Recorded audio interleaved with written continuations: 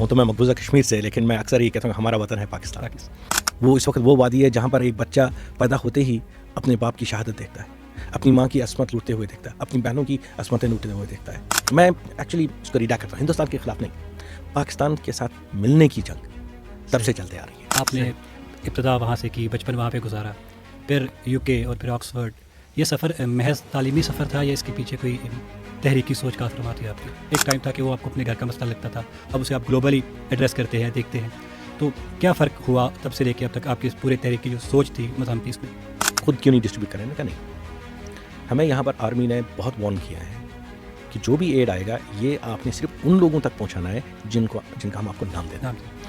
تو میں نے کہا یہ فائدہ کیا ہے اتنا ملٹری پریزنس کا. اس نے کہا یہاں پر بڑی ٹیررزم ہو رہی ہے، کراس بارڈر ٹیررزم ہو رہی ہے. میں نے کہا آپ کے ہوتے ہوئے بھی یہاں پر کراس بارڈر ٹیررزم ہو سکتا ہے؟ No there is no demand, this is terrorism and there are 3 کی elements to this terrorism.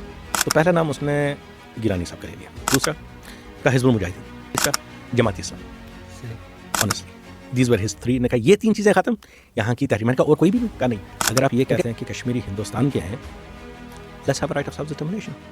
Pakistan کا بھی منہ چپ ہو جائے گا، دنیا کا بھی منہ چپ ہو جائے گا. اگر کشمیری نے کہا نہیں کشمیری کبھی ہندوستان کا ووٹ نہیں دیں گے. تھوڑی دیر کے بعد یہ سن لیں آپ، یہ ہماری ایک بہن ہے جو پریگننٹ تھی اور یہاں پر ہمارے پاس اینستھیزیا نہیں ہے اس کو سی سیکشن کرنے کے لیے، تو اس کو اینستھیزیا کے بغیر ہم سی سیکشن ورنہ ہی مر جائے گی.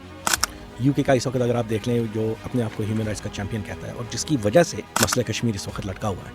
And let's be honest they were the main culprits of this dispute, United Kingdom. کبھی کبھی مجھے یہ حالت دیکھ کے لگتا ہے کہ شاید کشمیریوں کے حوصلے پست ہو رہے ہیں ان سارے اقدامات سے. آپ کو کیا لگتا ہے؟ I think that is, it could not be much wrong than that. جس مقصد کے لیے ہم نکلے ہیں اس سے اگر 10,000 گنا زیادہ بھی ہیومن رائٹس وائلیشن ہندوستان ہمارے ساتھ کریں ہمیں قبول ہے، لیکن ہندوستان کے ساتھ الحاق نہیں.